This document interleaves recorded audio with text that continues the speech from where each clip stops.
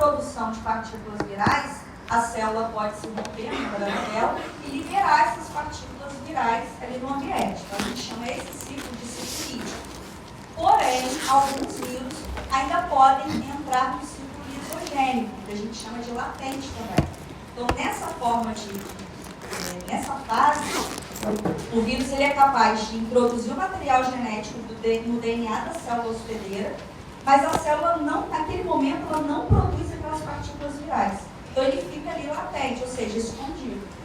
No caso da infecção por HIV, a síndrome da imunodeficiência humana ela vai se desenvolver nesse ciclo, no ciclo lítico, que é quando os linfócitos TCD4 vão morrer por conta da infecção, tá? Então, o paciente ele pode, às vezes, entrar no ciclo lisogênico e não apresentar síndrome.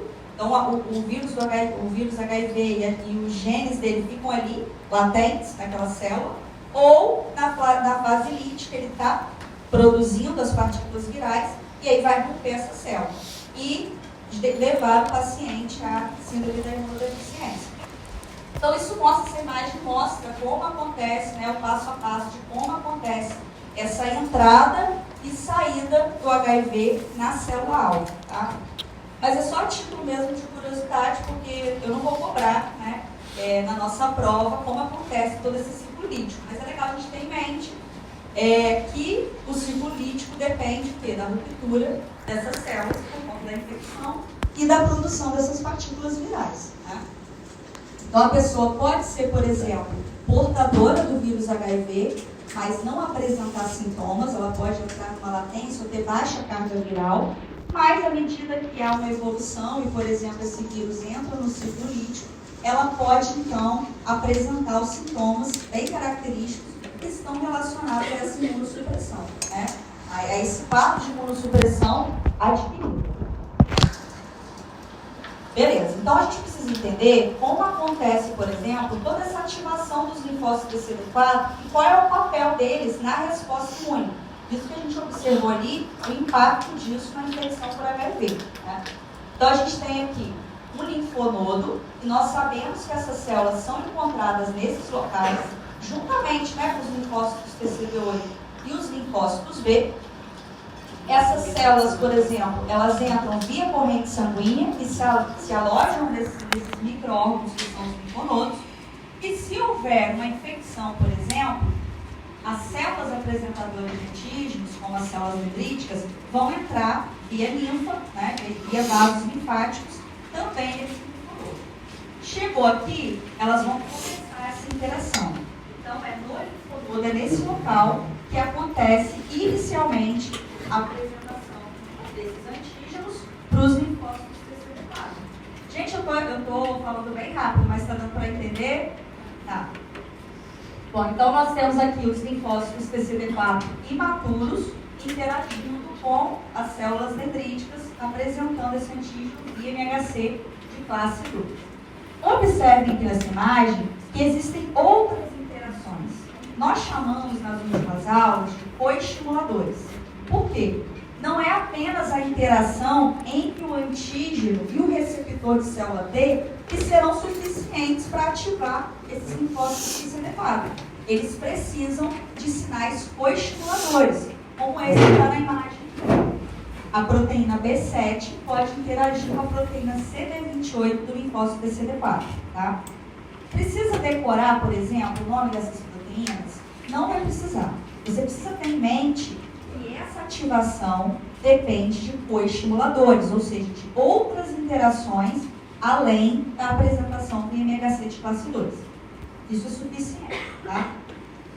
Depois que acontece essa apresentação, a gente vai dar um zoom aqui em outras imagens, mas dentro da célula, a nível intracelular, vai acontecer a ativação de vários genes aqui na célula do lado que vão direcionar ela para a produção de citocinas específicas, de acordo com essa interação, com o antígeno que ela percebeu aqui. E dessa forma, então, ela poderia se diferenciar. Aqui nessa imagem, nós temos duas subpopulações, a de linfócitos TH1 e TH17. Porém, nós sabemos que também existe a subpopulação TH2. Mas é só para a gente exemplificar o que está acontecendo a nível de linfonodo. Então, ainda no linfonodo, acontece a diferenciação dessas células, tá? E elas passam a secretar essas citocinas. E agora, para onde que vão essas células, né? Depois que elas foram ativadas, elas proliferaram ainda no linfonodo.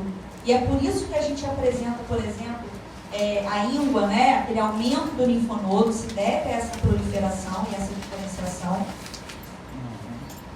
Elas irão cair, por exemplo, em outros vasos linfáticos até chegar no ducto torácico, onde entrarão na corrente sanguínea. Saíram da corrente sanguínea, elas serão direcionadas para o local da infecção. Então, por exemplo, você foi exposto a um vírus respiratório, né, que causa um quadro respiratório. Então, o local de contato foram as vias aéreas. Aquele macrófago, aquela célula dendrítica, reconheceu naquele local, ainda na mucosa. Levou essa informação para o linfonodo mais próximo, drenante. Ativou os linfócitos TCD4. Linfócito TCD4 proliferou, saiu do linfonodo, caiu na corrente sanguínea e para onde que ele vai? Ele vai para o local aonde houve a infecção. Então, eles vão sair desses vasos por conta do quê? Por conta da diapedese, de toda aquela sinalização que nós vimos anteriormente, né? Então, essa célula, esse linfócito T, assim como os macrófagos e neutrófagos saíram lá no início, eles também expressam moléculas, umas selectinas, as integrinas, né, os ligantes, que vão capacitar esse linfócito a sair do vaso e entrar no local, no sítio da infecção. Então, eles chegam mais tardiamente, mas o mecanismo de saída é bem parecido com o das células da imunidade inata, tá? Beleza, então eles chegaram, aqui está o linfócito TH1, o TH17, eles saíram do vaso por diapedese e chegaram no sítio da infecção. E agora, nesse local, eles continuarão secretando citocinas. Mas, para isso, eles precisam de um segundo sinal, de uma segunda apresentação. Então, chegou no local, aqui tem também, né, as células apresentadoras de antígenos, os macrófagos, as células dendríticas, elas também estão aqui. Então, eles também podem interagir com essas células no local. Isso seria o segundo sinal. É como se fosse um sinal de sobrevivência. Fica aqui, por favor, né? Eu estou aqui, eu estou apresentando ainda, então você pode agir. Porque quando, por exemplo, a infecção é resolvida, essas células apresentadoras aqui, elas somem, né? Elas não precisam mais estar aqui, elas também não têm estímulo. Então, cessa essa apresentação. Se o linfócito chega aqui e não tem essa apresentação, isso é falta de sinal de sobrevivência. E ele vai morrer por apoptose. E dessa forma, a infecção vai sendo resolvida. Mas enquanto eu tiver micro-organismo aqui e apresentação, eu tenho a atividade também dos linfócitos. Tá? Então, os linfócitos, tanto o TH1 quanto o TH17, eles são reestimulados e continuam a secretar essas citocinas específicas que a gente vai ver de cada um daqui a pouco. Tá? E dessa forma, com essas citocinas, eles continuam promovendo a fagocitose, a atividade microbicida dessas células que estão aqui no combate, da imunidade inata, tá? Lembrem-se que a imunidade inata, ela não sai de cena. Ela, na verdade, recebe um upgrade dos linfócitos, da imunidade adaptativa. Gente, alguma dúvida? Tranquilo? Não. Vamos seguir. Então, a resposta do hospedeiro às diferentes infecções variam muito, né? Então, a gente observa, por exemplo, sintomas diferentes numa infecção bacteriana, numa infecção viral, numa verminose, numa alergia. São bem diferentes, né? Assim como as reações em diferentes doenças imunológicas. Nas doenças autoimunes também, a gente observa muitos sintomas variados. E aí vem a pergunta principal, que eu convido vocês a refletir. Como podem as mesmas células TCD4 obterem respostas diferentes? Na verdade, eu já falei um pouco sobre isso no início da aula, né? O que determinaria esses sintomas e essa resposta diferente com relação aos linfócitos TCD4? O que determina isso, gente? São as citocinas, né? Então, dependendo das citocinas que são produzidas, eu terei uma resposta imunológica diferente, portanto, sintomas diferentes, né? Então, essa diferenciação dos linfócitos TCD4 dependem também das citocinas. Então, ao mesmo tempo em que eles se diferenciam pelo padrão de citocinas que produzem, essa diferenciação também depende de um ambiente que estimule, né? Então, aqui eu trouxe uma imagenzinha mostrando um pouquinho de como seria isso, né? Eu tenho aqui o carinha segurando uma trouxinha de push-ups, e ele apresenta aqui, né, várias citocinas, TGF-beta, IL-6, interferon, é o que ele traz. Chegou no local, que seria o linfonodo, para onde que eu vou? Depende, né? Depende de qual citocina eu estou carregando. Se eu estiver carregando, por exemplo, IL-4, essa subpopulação ativada será TH2. Se eu estiver carregando IL-12, interferon, essa subpopulação será TH1. E claro, gente, ó, em livros e edições mais antigas do ABAS, que é o nosso livro de referência, a gente só via a subpopulação TH1 e TH2, só tinha essas duas. No livro, na versão mais atual, nós incluímos o TH17 e o TR. Se você for mais a fundo, por exemplo, for analisar condições específicas, a patogênese de alguma doença, de alguma infecção específica, você pode encontrar T-helpers ainda diferentes, como a TH9. Então, na verdade, assim, a ciência não para, né? O conhecimento é gerado o tempo todo. Então, você ainda vai encontrar ao longo da sua jornada ou na sua prática clínica subpopulações diferentes, às vezes, do que a gente estudou aqui, tá? É só para a gente ter essa ideia também de que a ciência é dinâmica. Nós estamos estudando as que a gente tem mais conhecimento, que mais foi produzido em termos de conhecimento. Mas isso não significa que sejam únicas. Podem surgir outras, né? Inclusive, nós estudamos, por exemplo, a infecção viral está muito relacionada ao padrão TH1. Mas será que é possível, por exemplo, ter um padrão TH17 na infecção viral? Às vezes, em alguma condição específica, sim. Então, nós estudamos aqui os padrões, o que é mais esperado. Nós não estudamos aqui as exceções. Mas é legal também a gente ter em mente que isso pode acontecer, né, em diferentes situações. Bom, então essas populações, né, das células TCD4 detectoras poderiam ser distinguidas pelas citocinas que produzem. Então, nós temos aqui uma imagem que mostra a célula dendrítica ativada, né, interagindo com o linfócito CD4. Se essa célula dendrítica, por exemplo, está produzindo IL-12 interferon, esse linfócito TCD4 ele vai ser direcionado para esse padrão TH1. Se, por exemplo, ela está secretando IL-4, o padrão predominante vai ser o de TH2. Se for, por exemplo, IL-6, TGF-beta, padrão TH17. Então, difere com relação às citocinas que produzem, mas o que dita essa diferenciação também são citocinas, né? Tudo está relacionado às citocinas, porque a gente viu que as citocinas, elas são as moléculas sinalizadoras. A comunicação feita entre as células imunológicas se deve a essas citocinas, né, a essas moléculas.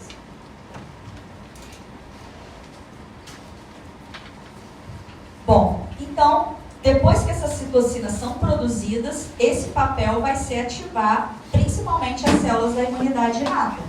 Eu falei muito ali, e na imagem que estava sendo demonstrado, os fagócitos, né, os macrófagos e os neutrófagos.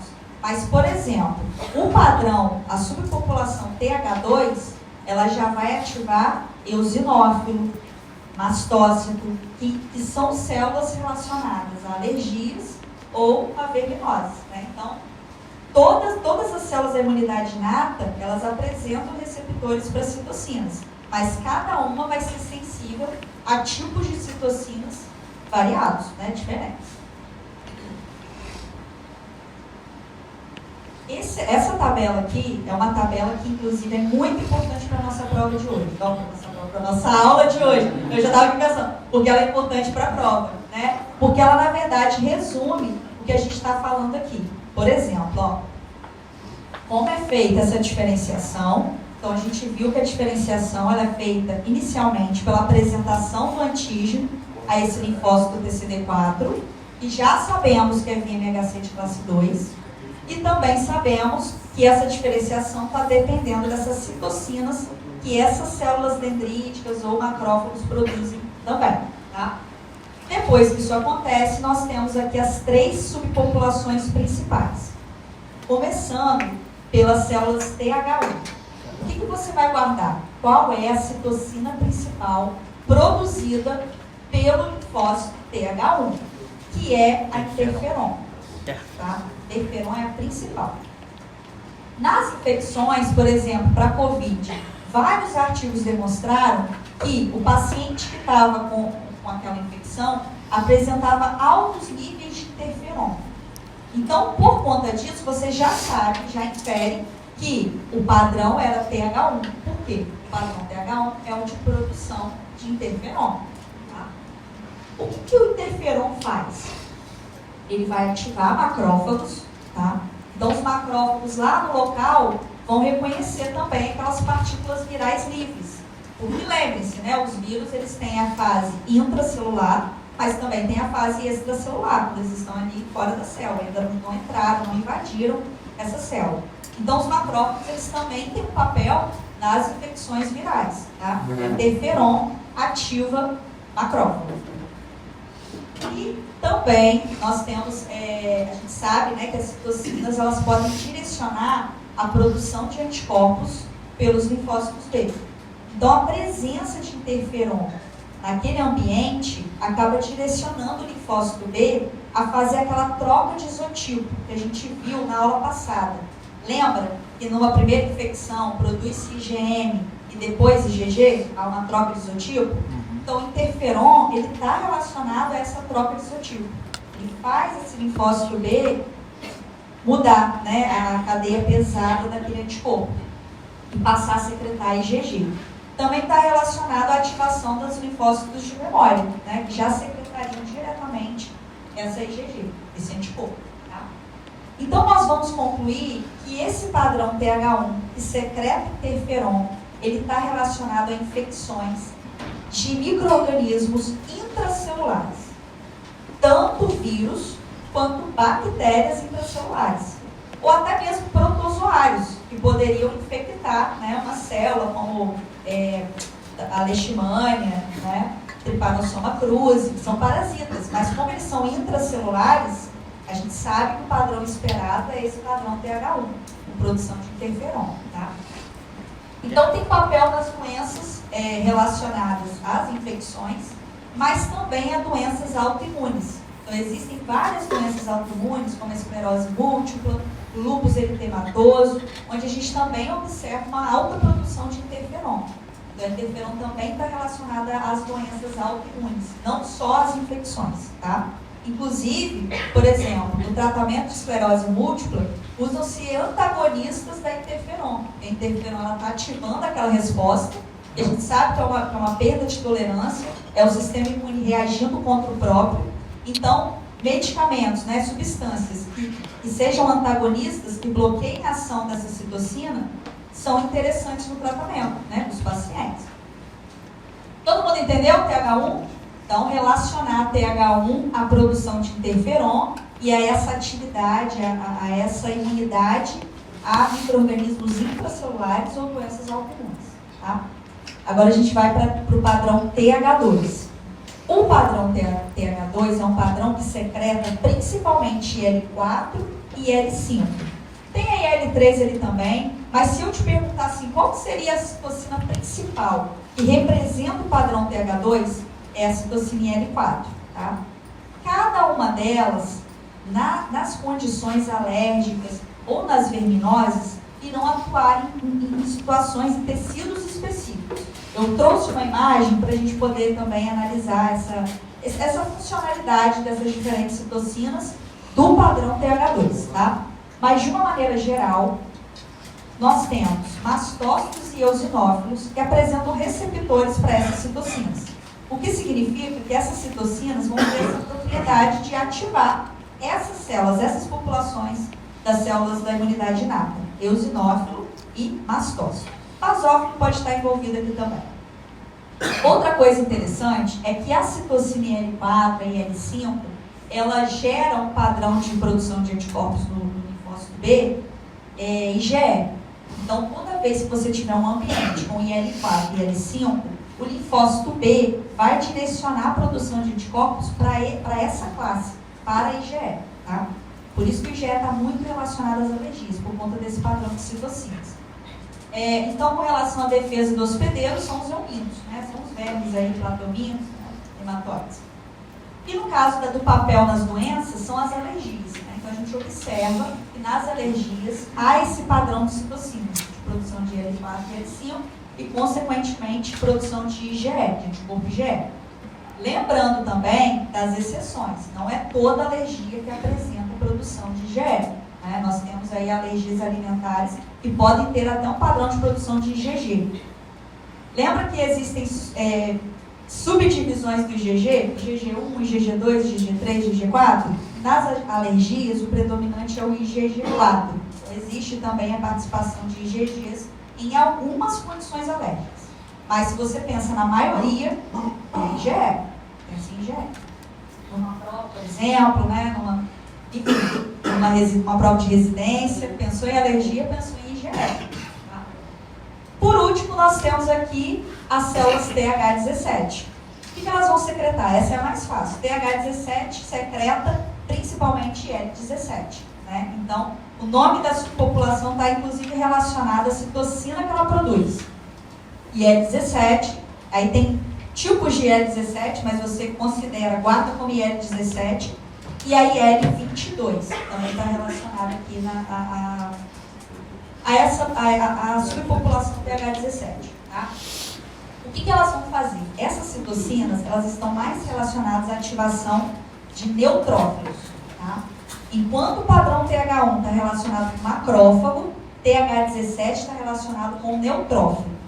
E com relação aos micro-organismos, nesse caso, o que vai despertar TH17 são os extracelulares. Então, as bactérias extracelulares, estafilococos, streptococcus, são todas extra, elas vão criar o padrão TH17. Tá? E aí você tem a ativação maior de neutrófilos, que é mais característico nas inflamações por infecções bacterianas extracelulares. Tá? Então, também está relacionado, existem doenças autoimunes, onde a gente também tem esse padrão TH17, então está relacionado a algumas doenças autoimunes, e com relação à defesa do hospedeiro, a bactérias extracelulares. Isso aqui resume muito o que a gente está falando na aula de hoje. Tá? Aí cai. Certinho. Pronto. A diferenciação, são essas iniciais aqui, e depois as células secretando cada um no seu perfil. Né? Então é uma imagem que mostra essa relação das citocinas no ambiente, promovendo a diferenciação dessas células, que por sua vez vão secretar lá as citocinas específicas, né, de cada população.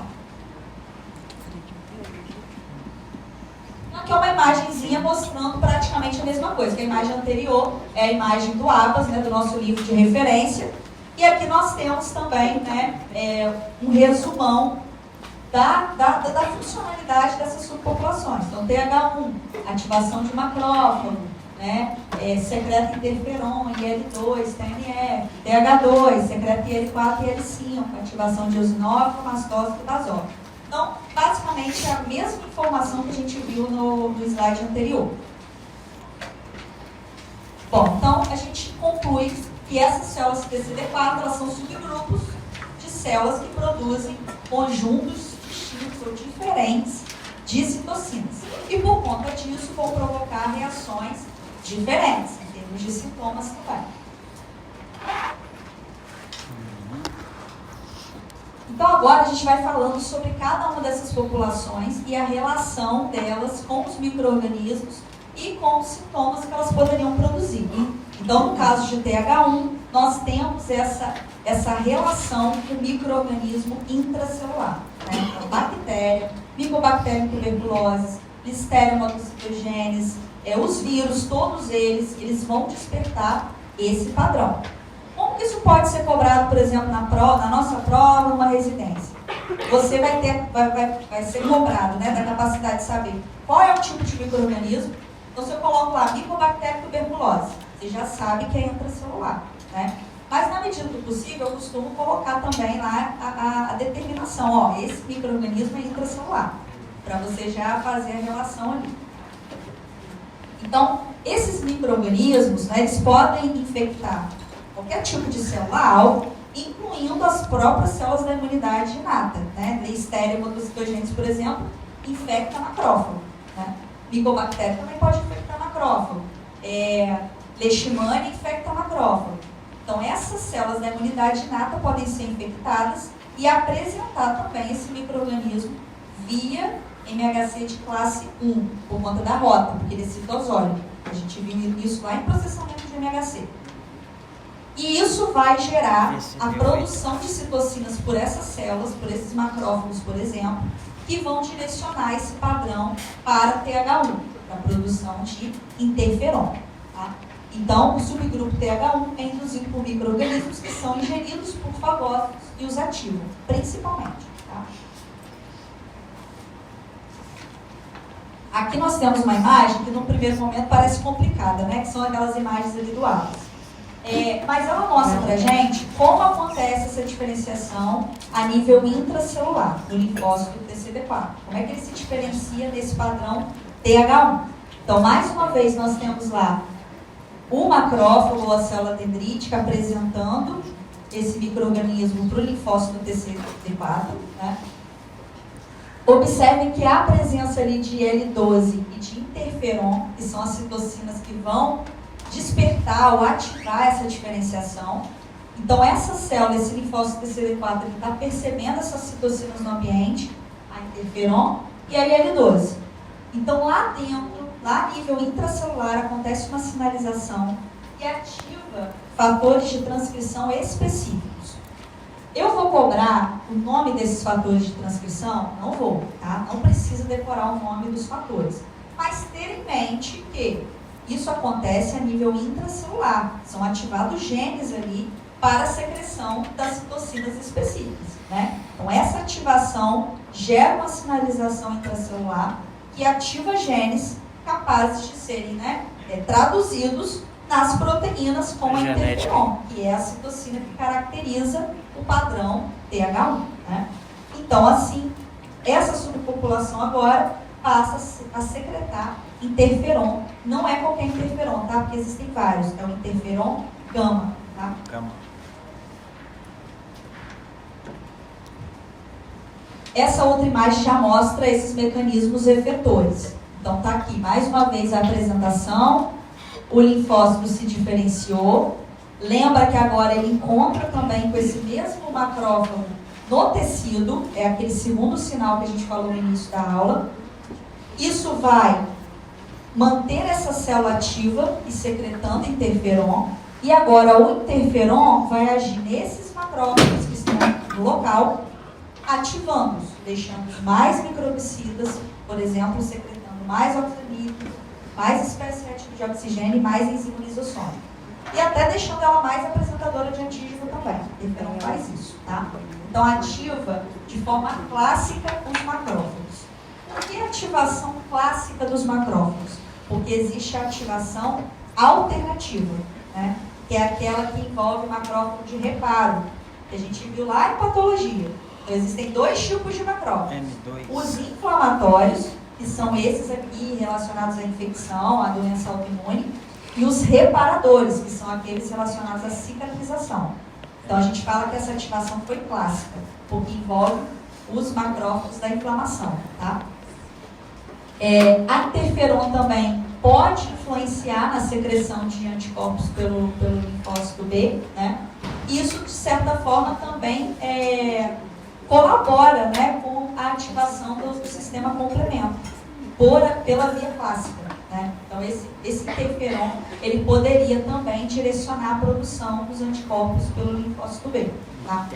Existem estudos que mostram que essa subpopulação TH1 é a subpopulação que sai do linfonodo e que vai para o tecido. Porém, uma outra população, que a gente chama de linfócito T folicular, ele permanece no linfonodo.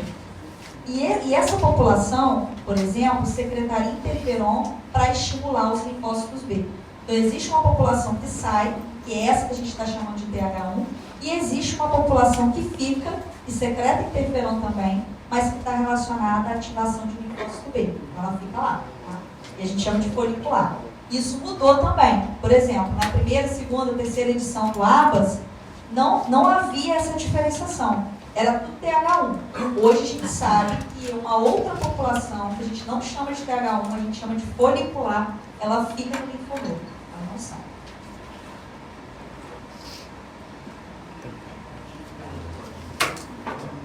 O folicular, ele secreta interferon e ativa os linfócitos B a secretar anticorpos. Direciona essa produção de anticorpos. Tá? Bom, essas citocinas, então, estão direcionando essa atividade microbicida dos macrófagos. Esse contato aqui está sendo demonstrado nessa imagem. O interferon sendo percebido por um receptor de interferon do macrófago. E aí o macrófago se direcionando. Ó. Agora ele está aumentando a expressão dessas moléculas que eu comentei com vocês, de atividade microbicida. Ele está amplificando essa morte, então ele está destruindo mais micro-organismos, né? E também pode secretar citocinas para amplificar essa resposta. Então essa citocina chega para amplificar a resposta de uma maneira geral do macrófago. A gente já sabe a função dele. Gente, tranquilo? Alguma dúvida? O pessoal aí de trás está conseguindo enxergar aqui? Sim.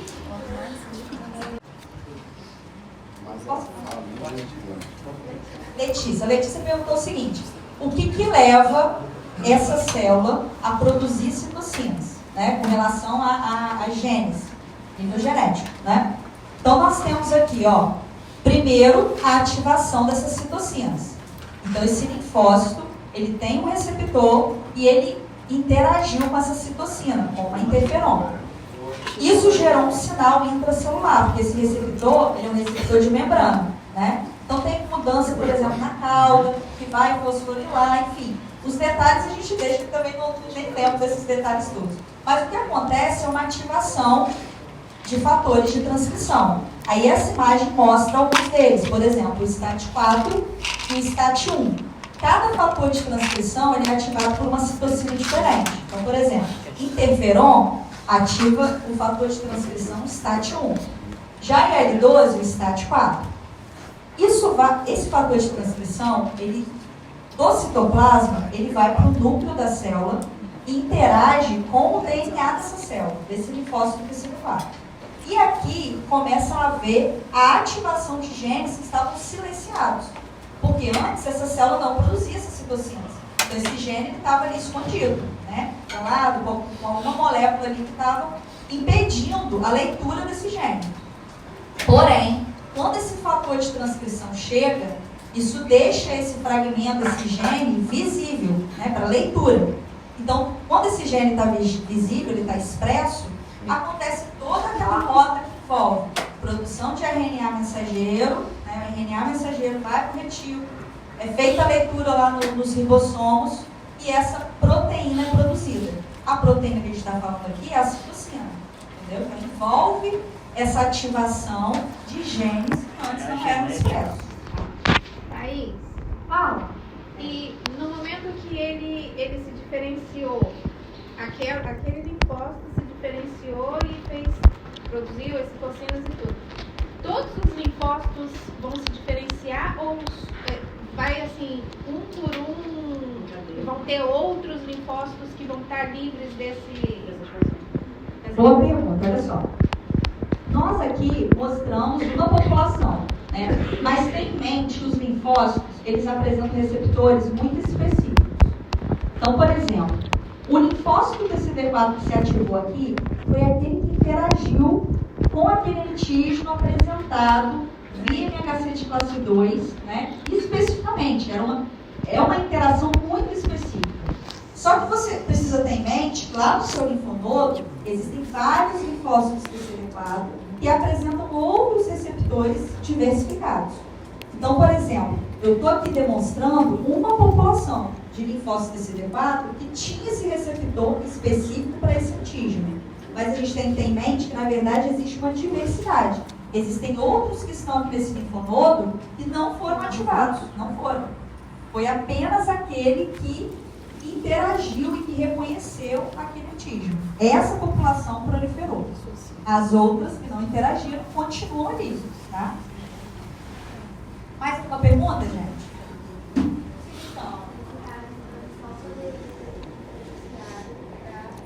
Para esse antígeno, né, presente nesse micro-organismo. É muito específica essa ativação, tá? Vamos supor, isso pode acontecer, né? Estou pensando aqui.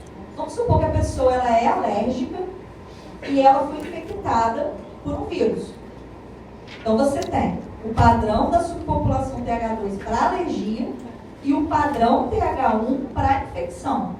Inclusive, vários estudos tentam entender o que acontece com o perfil imunológico de uma pessoa que está com co-infecção, ou seja, que está com perfis diferentes de patógenos, que despertam a população TH2, mas que também despertam o outro tipo TH1, né? Inclusive, por exemplo, estudos mostram que pessoas que são alérgicas, elas tendem a ter um padrão geral mais TH2.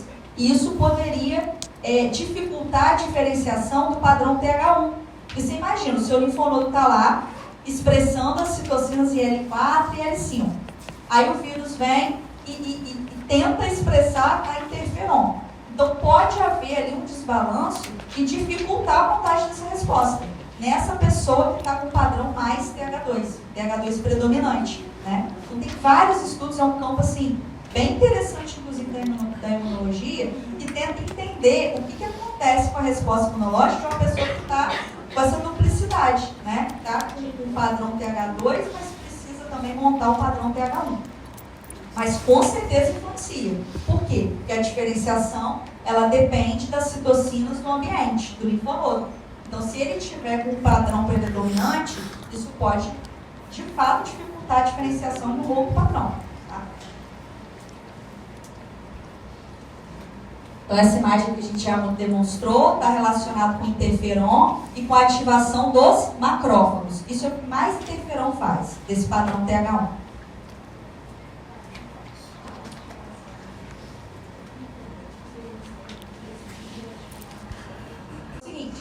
Você tem ativação lá no linfonodo e depois no tecido, exatamente. Então você começa esse despertar, essa ativação no linfonodo, porém é necessária a segunda ativação lá no tecido para essa célula permanecer viável, permanecer secretando citocina. Se esse sinal acabar lá no tecido, acabou a resposta. Essa célula não tem mais sinal para continuar sobrevivendo. Então ela até morre por apoptose, tem falta de sinal. A falta de sinal também é um importante regulador imune, porque diz para o seu sistema imune que precisa parar em algum momento, né? Porque aquela infecção foi resolvida. É por isso que são necessários esses dois sinais, o do linfonodo e o do tecido. Tá?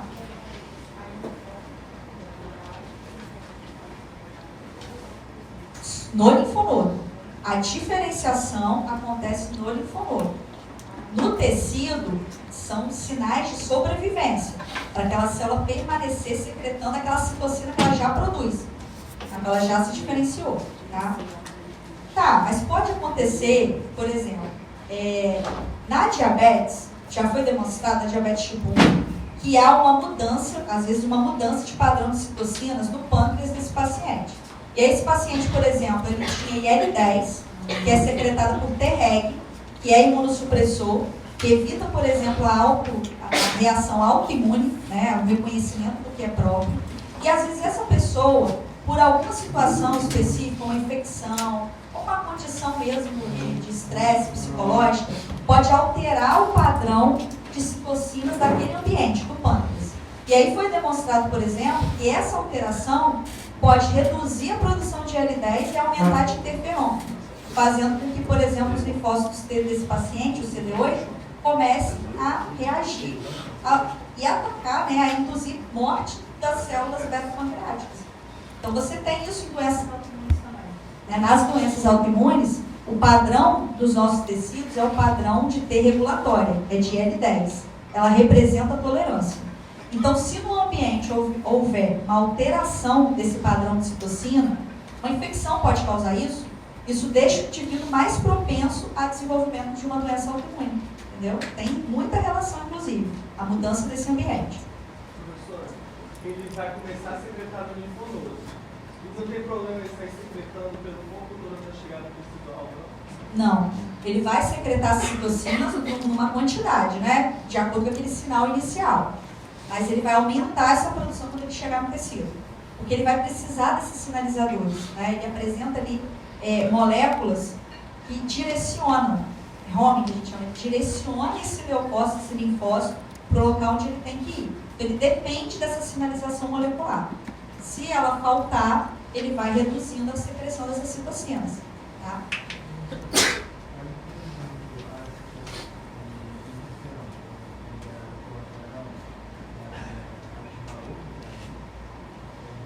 Pode, você tem um efeito tipo looping, né? Positivo. A interferon produzida pela TH1 vai ser um estímulo para ela mesma, autóloga, estimulação autóloga. Isso acontece também. Isso mantém aquela resposta ativa, né? Amplificada. Bom, então aqui nós temos a resposta dos macrófagos, né, e o papel na imunidade celular. Na verdade, é um resumo do que a gente já viu sobre o macrófago. Qual é o papel dele, quais são as funções dessa célula na resposta imune, né? Além de produzir espécies reativas de oxigênio, óxido nítrico e as enzimas, o macrófago também é capaz de secretar citocinas. Então, essas citocinas secretadas pelo macrófago também são importantes para continuar o estímulo do linfócito TCD4, para que eles continuem secretando interferon também. Então, é bem redundante, né? De fato, é redundante, mas o sistema imune, ele age dessa forma. Ele é um pouco redundante. Então, quanto mais citocina é secretada ali, mais essa célula é ativada e aí você entra no looping, né? Looping. Então, esse macrófago também vai expressar mais moléculas apresentadoras, como MHC de classe 2, e se torna mais apresentadora de antígeno. Agora vamos para o padrão TH2. Então, TH1, todos entenderam, né? Padrão envolvido mais com micro-organismos intracelulares, e a citocina principal é a interferon gama, lembrando os dois sinais. Agora falando um pouquinho das células TH2. Então a gente observa que os fatores de transcrição que a gente viu lá para TH1 já são diferentes para o padrão TH2. Até porque a citocina que é estimulada, né, a citocina que é percebida por essas células é diferente. Então nós temos aqui principalmente IL-4. Então IL-4 ela já vai ativar fatores de transcrição que amplificam a produção de IL-4, de genes relacionados à informação para essa proteína, para IL-4. Então, esses fatores de transcrição eles são diferentes, dependendo da subpopulação e dependendo, claro, das citocinas que direcionaram, né, essa produção. Depois de diferenciadas, essas células agora TH2 estão secretando as citocinas do padrão. IL-4, IL-5 e a IL-13. Então, nós temos uma imagem aqui mostrando também esses mecanismos efetores dos TH2, né, dos linfócitos TH2. Então, nós temos ali, por exemplo, lá no início, está bem cortado, mas mostra a presença de eumintos e de antígenos proteicos, que nós consideramos como alérgenos, né? Então, são moléculas específicas e eumintos, que são vermes, que poderiam despertar essa ativação dos linfócitos TCD4. Tá?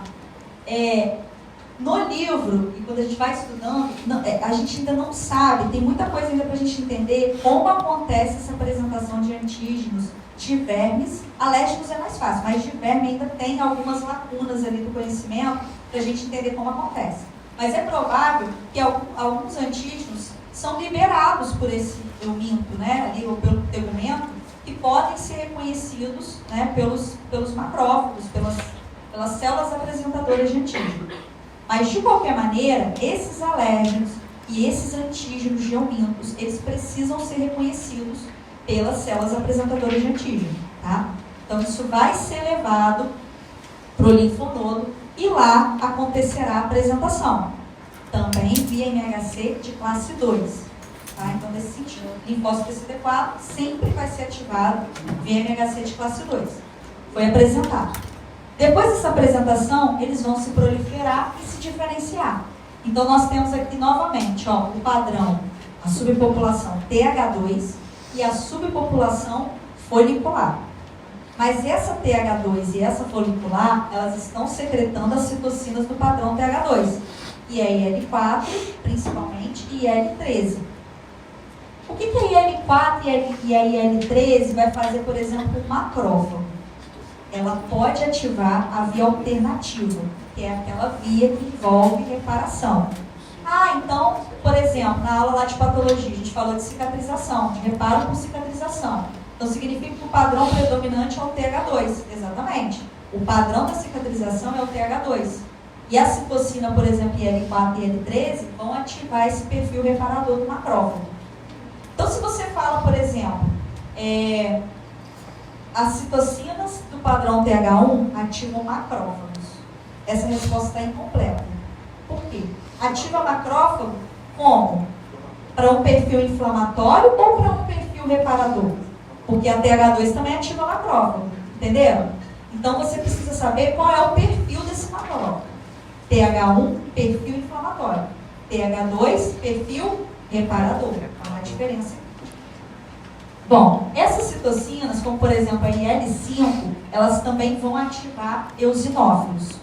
Eosinófilo vai secretar grânulos e enzimas, que a gente chama de proteases, que podem degradar o tegumento daquele aumento, né?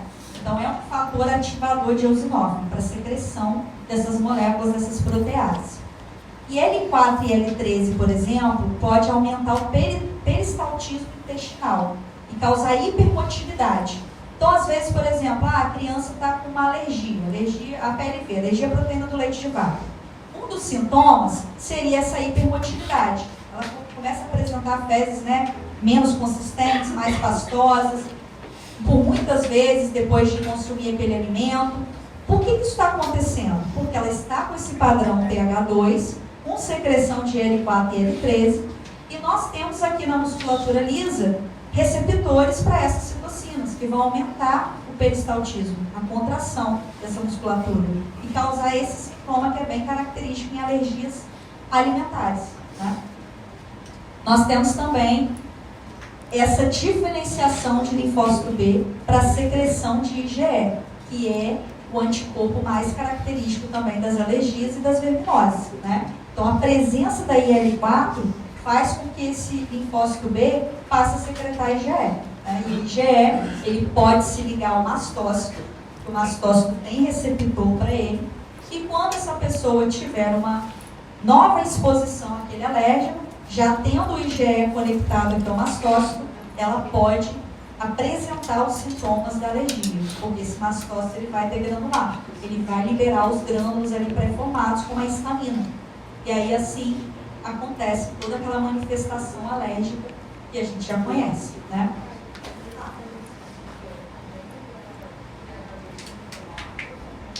É folicular, a gente não chama mais de TH2. Então, é uma célula folicular que secreta citocinas do padrão TH2. Entendeu? Mas a gente não chama de TH2, mas é o perfil, tá? Então, secreta IL-4, assim como as TH2. Sabe que a TH2, a gente fala que a TH2 é aquela que sai do linfonodo. A que fica a gente chama de folicular. E aí depende da citocina que ela produz. Lá no padrão TH1 também tinha folicular, mas ela estava secretando interferon. A folicular está relacionada à ativação de linfócito B. E aí, dependendo da citocina, vai ser produção de IgG, por exemplo, ou produção de IgE. Fala, Letícia. Sempre no linfonodo, o que fica é folicular. Que é isso que a gente está chamando de FH. Todo linfonodo, toda vez que acontece essa diferenciação, eu vou gerar essa subpopulação folicular. Então, toda vez que acontece a apresentação de antígeno, essa população fica. Uma sai, que são os TH, TH1, TH2, e uma fica, que a gente chama de folicular. Quando a gente fala TH1 e TH2, a gente já logo associa com as citocinas que elas produzem. Na folicular, você precisa saber qual é a citocina, né? Em que contexto ela foi ativada. Certo?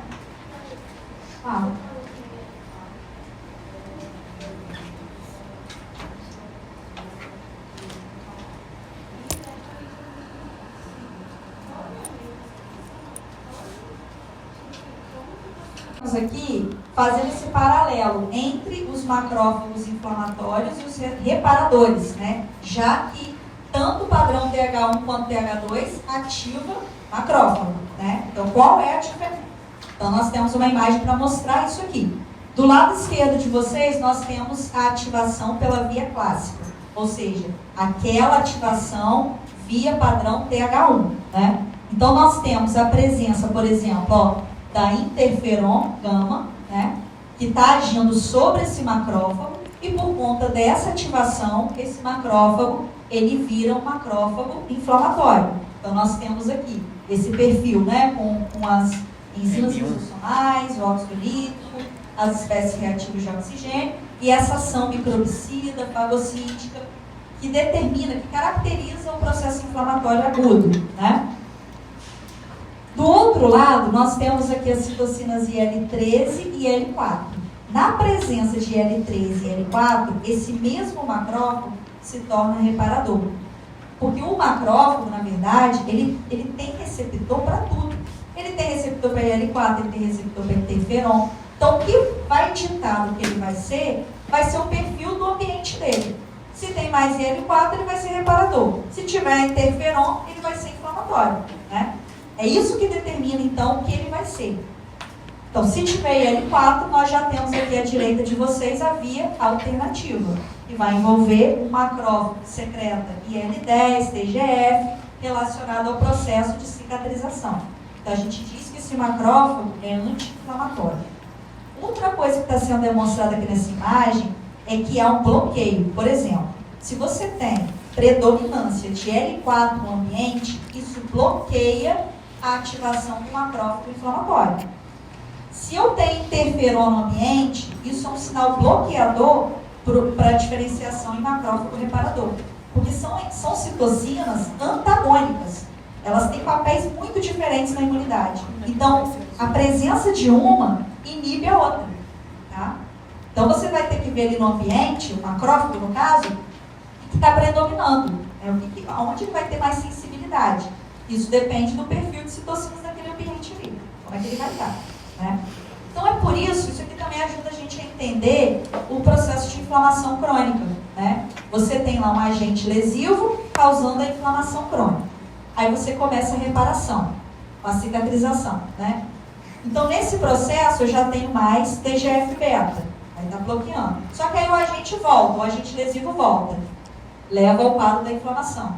E aí você fica nessa briga, na inflamação crônica, você fica nessa disputa aqui, entre ativação de macrófago inflamatório e macrófago reparador. E isso que vai gerando a cicatrização excessiva a longo prazo e levando a fibrose, que é essa deposição excessiva de colágeno. Gente, todo mundo entendeu? O pessoal de trás também? Beleza, então TH1, TH2. Então agora a gente vai para o TH17. Que eu considero mais fácil da gente lembrar, porque o padrão de citocina é IL-17, né, que dá nome aí à subpopulação. E outra coisa interessante é que ela está envolvida com infecções causadas por micro-organismos extracelulares. Então, se você pensou numa bactéria extracelular, o padrão principal vai ser TH17. Tá? Pensa em neutrófilo, inflamação aguda, é TH17. Então, nós temos uma imagem novamente mostrando essa diferenciação, agora determinada pelas citocinas IL-6 e IL-1, TGF-beta, e isso gera esse padrão de diferenciação. No final, nós temos essa subpopulação TH17 secretando IL-17 e IL-22. Fungo, por exemplo, né? Fungo extracelular. O que ele pode despertar? Se for extracelular, padrão TH17. Se for intra, padrão TH1. Então depende de como é esse micro-organismo. O mesmo acontece para a bactéria. Você tem que saber qual é a bactéria. É intracelular? TH1. É extracelular? É TH17. Se você encontra uma questão só bactéria, né, ou só fungo, você não consegue saber qual é o padrão produzido. Você tem que saber qual é o mecanismo, a rota dele. E aí sim determinar qual é a subpopulação mais provável. Porque na ciência é assim, né? É o mais provável. Não é certeza. Porque depende de outras coisas, né? A pessoa está com verme, já tem um padrão TH2, então depende de cada indivíduo também. Bom, e para esse padrão, então, TH17, a mesma coisa aconteceu. Apresentação lá no linfonodo, MHC de classe 2, diferenciação, e aí agora a TH17 está secretando IL-17 e IL-22. E aí os estudos mostram que, por exemplo, essa IL-17, ela pode agir nos epitélios, né, em tecido de revestimento, aumentando, por exemplo, a atividade microbicida. Então, aquela, por exemplo, o tecido epitelial, na epiderme, por exemplo, né, cutâneo, ele pode secretar mais antígenos, mais moléculas antimicrobianas, mais peptídeos antimicrobianos. Então, reforça a barreira inata, como no caso do epitélio. Isso é algo que a gente observa quando há a presença de IL-22 e IL-17. E a outra coisa que vai acontecer é a ativação de neutrófilos promovendo a inflamação. Mas essa inflamação gerada por neutrófilos, inicialmente. E é bem interessante quando você vai estudando mais a fundo nessas subpopulações, existem trabalhos que mostram, por exemplo, que essas subpopulações podem variar de acordo com a idade. Então, você pode ter uma tendência hoje a uma produção, a uma diferenciação maior de TH17, o seu perfil, e à medida que você vai envelhecendo, você pode criar um perfil mais TH2. Mulheres grávidas, por exemplo, a gente precisa de tolerância, de um padrão menos inflamatório. Ela está gerando um bebê. Então, o perfil de uma mulher grávida geralmente é TH2. Então, isso vai variando de acordo com muitos fatores. Por exemplo, a idade, isso pode ser diferente, por exemplo, em mulheres e homens. Mulheres, por exemplo, têm uma chance maior de desenvolver doença autoimune. Isso pode estar relacionado a uma menor expressão de IL-10, de célula T regulatória. Então, lembre-se lá do nosso primeiro contato, da nossa primeira aula, né? Nós estamos estudando aqui o que é esperado, o que é mais provável, mas nós somos únicos. E cada sistema imunológico de cada um aqui é único também.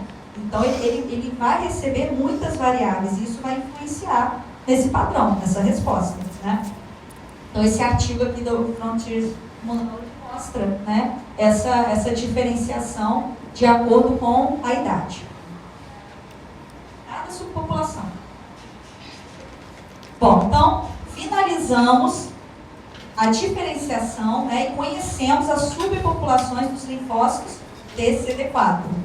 3 principais, TH1, TH2 e TH17. Agora a gente vai para esse segundo momento da aula. Quantas horas aí? 35. Segundo grupo de linfócitos T, que são os linfócitos TCD8. A gente precisa saber também como eles são ativados, né, como eles funcionam nessa resposta. Isso foi, inclusive, pergunta da nossa N1. Só que eu perguntei de uma maneira mais genérica. Né? O que o linfócito TCD8 faz? Ele reconhece e induz morte de células infectadas ou transformadas. Mas aí a gente vai para a segunda fase, né? Mas como isso acontece? Como é que acontece essa ativação e essa indução de apoptose? O que está envolvido ali para essa célula morrer? Né? Então, nessa aula a gente responde a essa pergunta, do como. Tá? Na verdade, ela está aprofundando, né? É muito. Sim. A resposta, por exemplo, de uma maneira geral, ela é a mesma, só que uma célula ela representa, ela está na imunidade inata, já está no tecido, e a outra, quando o linfócito TCD8, está no linfonodo. Vai demorar um pouquinho para ser ativada por ser da imunidade adaptativa. Né? A diferença maior está nisso aí. Porque até com relação a MHC de classe 1, elas são parecidas em termos de ativação. Né? Então, lembrem-se que o linfócito TCD8, para ele ser ativado, ele precisa da apresentação via MHC de classe 1. Tá? É dessa forma que essa célula é ativada. MHC1.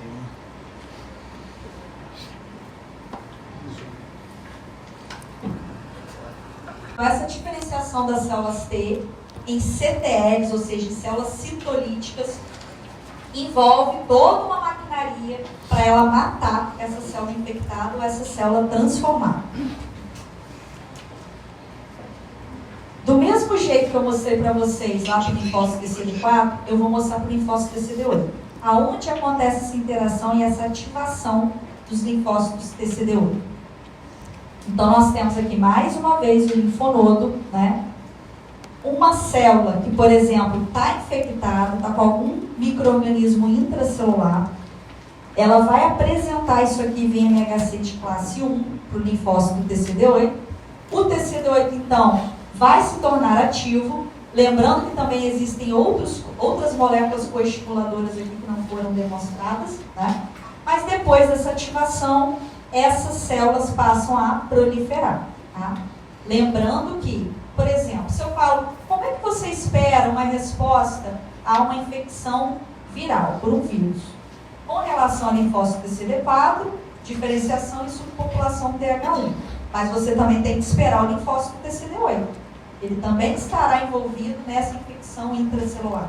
Né? Então, se eu peço para você caracterizar uma resposta a um micro-organismo específico, você tem que pensar naquela resposta como um todo, na ativação dessas células. Ah, não, chegou um micro-organismo extracelular. Tem envolvimento de linfócito TCD8? Sim ou não? Não tem. É extracelular. Não teve apresentação de MHC de classe 1, o TCD8 não entra na cena. Então, você tem que associar o linfócito TCD8 a intracelular, micro-organismo intracelular, ou a transformações, né, que fazem a célula apresentar antígeno em MHC de classe 1, como no câncer, por exemplo. A célula de câncer que está transformada, ela também apresenta antígeno em MHC de classe 1 e vai ativar o linfócito TCD8. Então, via citosólica. Foi processado pela via citosólica, ativa o linfócito TCD8, tá? Bom, então houve o reconhecimento do antígeno dos órgãos linfóides. Eu estou falando muito aqui de linfonodo, mas a gente tem que lembrar que essa apresentação não acontece só em linfonodo, tá, gente? Pode acontecer no baço e pode acontecer nos órgãos linfóides associados à mucosa, tipo placas de Peyronie lá no intestino. Tá? É um órgão linfóide, é um local de apresentação. Essa célula se expande e faz que nem o linfócito TCD4. Ela precisa sair desse linfonodo, desse órgão linfóide e atingir a corrente sanguínea. Tá? Caiu na corrente sanguínea, foi direcionada para o tecido, onde aconteceu a infecção. Observem que aqui também é necessário o segundo sinal. Então a gente conclui o quê? Todo linfócito T, seja CD4 ou CD8, quando ele chega no sítio da infecção, ele precisa ser ativado novamente. Isso é importante para essa sequência, né, da resposta. Foi ativado, qual é a função efetora do TCD8? Morte da célula-alvo. Né? Morte por... Como? Como foi essa morte? Por apoptose. O TCD8 nunca gera necrose, tá? É sempre apoptose. Existe todo um mecanismo envolvido nessa ativação, né? Um deles envolve, por exemplo, as citocinas. Algumas citocinas, como até mesmo a interferon, poderiam ativar essa célula, além do MHC de classe 1, dessa apresentação, para torná-la efetora, né? Diferenciada ou efetora. Mas existe uma outra forma de interação que envolve também um coestimulador chamado CD40, que está no linfócito TCD4, e o CD40 que está, por exemplo, na célula apresentadora de antígeno. Quando isso acontece, a célula apresentadora de antígeno, ela poderia também apresentar esse antígeno para o linfócito TCD8, mas via MHC de classe 1. Resumindo, gente, porque realmente tem muita informação aqui nessa imagem. Resumindo, a célula dendrítica, ela é uma célula nucleada. Ela pode estimular o linfócito TCD4 e também pode estimular o linfócito TCD8. Tá? E dessa forma, diferenciá-los, né? Induzir a proliferação e a diferenciação deles. Bom, a falta da função das células TCD4 auxiliares é a explicação seca para os defeitos da geração de CTL. Por quê? Os linfócitos TCD4, eles secretam citocinas que também são importantes para a proliferação do linfócito TCD8. Então, se você tem a falta do CD4, o CD8 não completa o seu processo de proliferação e a sua atuação, né? Ele não se torna uma célula efetora. E aí a gente volta lá para o início da nossa aula. quando a gente falou, por exemplo, da infecção por HIV. Opa, o HIV ele infecta linfócito TCD4. E aí isso desenvolve uma imunossupressão nesse paciente adquirida. Mas é só o TCD4 que sofreu com essa infecção? Não, por quê? A gente está observando aqui que o linfócito TCD8, ele também precisa das citocinas do linfócito TCD4 para ele ser ativado. A principal delas é a interferon, porque está relacionada com a infecção intracelular, né, que é onde o TCD8 participa. Então, guarda essa informação dessa imagem aqui. O que você vai guardar é que o linfócito TCD4 ele é necessário para a ativação também do linfócito TCD8, por conta das citocinas que ele produz. Tá? Ativa um por outro. E aí nós temos algumas situações específicas, eu nem vou falar sobre esse quadro não, pode eliminar ele, fala sobre exaustão de linfócito TCD8. Quando você tem um estímulo também muito excessivo, essas células entram no estado de exaustão e podem se tornar anérgicas, elas param de proliferar. Tá? Essa imagem mostrava um pouquinho sobre essa especificidade. Mas eu não vou entrar nesses detalhes aqui, porque é imunologia básica, eu não posso também falar demais, eu já estou falando demais, né, gente? Mas não posso ir mais além, porque senão isso vai acabar confundindo a cabeça de vocês. Então pode cortar esse slide aqui, mas falava sobre exaustão, né? Como que acontece essa exaustão, principalmente em alguns tipos de infecções, como HIV, como vírus da hepatite C, pode ativar tanto essa célula que ela para de responder, né? Por conta desse excessivo sinal. Isso parece ser um mecanismo de evasão de alguns vírus. Tá? Que você não... Bom, como que acontece essa morte da célula-alvo envolvendo a CTL, que é o linfócito TCD8 ativo, citolítico, né? Então envolve esse reconhecimento do antígeno, a formação do que a gente chama de sinapse imunológica. Por quê? Esse linfócito, ele vai passar a secretar grânulos. As principais moléculas são perforinas e granzimas. Então são moléculas enzimáticas liberadas pelo linfócito TCD8 nessa interação. Então é no ambiente, a gente chama de sinapse, porque elas não entram diretamente, né? Elas estão próximas, são secretadas próximas a essa célula-alvo. E isso provoca a formação de poros na membrana dessa célula-alvo, pelas perforinas, e a entrada das granzimas nessa célula-alvo. As granzimas têm esse potencial de ativar a apoptose.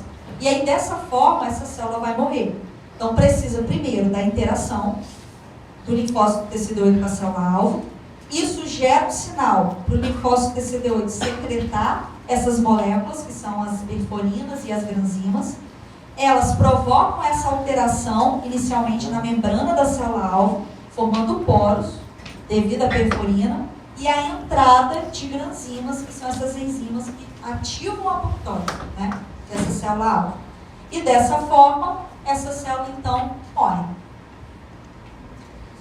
Tem outros detalhes aqui que eu também não mencionei. Por exemplo, essa ativação, essa interação envolve o MHC de classe 1, um receptor e o TCD8, que a gente sabe que é complementar, né, a molécula de MHC de classe 1. E nós também temos outras moléculas aqui de interação, tipo a ICAM e a LFA. Também não vou cobrar esses detalhes de coestimuladores, só para vocês terem ciência de que isso existe, mais ativação. Bom, é bem interessante, né? Assim, é uma chargezinha que mostra a função do linfócito TCD8, né? Então tá aqui uma célula infectada ou transformada pedindo ajuda ao linfócito TCD8 e ela pedindo ajuda e ele fala não, né? Porque ele vai matar tudo, na verdade, ele vai matar aquela célula que estava precisando de ajuda, que está infectada, né? Aí quem entendeu essa outra imagem aqui também entendeu essa parte da aula. Ó, a célula T citotóxica. Eu vou resolver a infecção. Aí a célula infectada, matando o vírus, né? Matando o vírus, certo? Aí o linfócito TCD8 olha para ela, aí ela matando o vírus, certo? Por quê? Porque na verdade ele vai destruir tudo, né? E aí eu trouxe também uma microscopia, né, de varredura e também a microscopia de fluorescência, mostrando a interação das CTLs, que são os linfócitos TCD8, com a célula-alvo, né? Então, pode haver, inclusive, múltiplas interações. Eu tenho uma célula-alvo, eu posso ter 3, 4 linfócitos TCD8 e todos eles atacando essa célula-alvo, induzindo a apoptose dela, tá? Então, essa imagem mostra isso com 3 CPLs, ó, e o CA, que é a célula-alvo no centro, e aqui nós temos a natureza dessa interação, aqui marcando algumas moléculas coestimuladoras, como a LFA, a talina, a tripsina, mostrando que é necessária essa interação molecular inicial para que essa célula possa morrer depois por apoptose, né? Então tem que ter uma interação ali entre elas.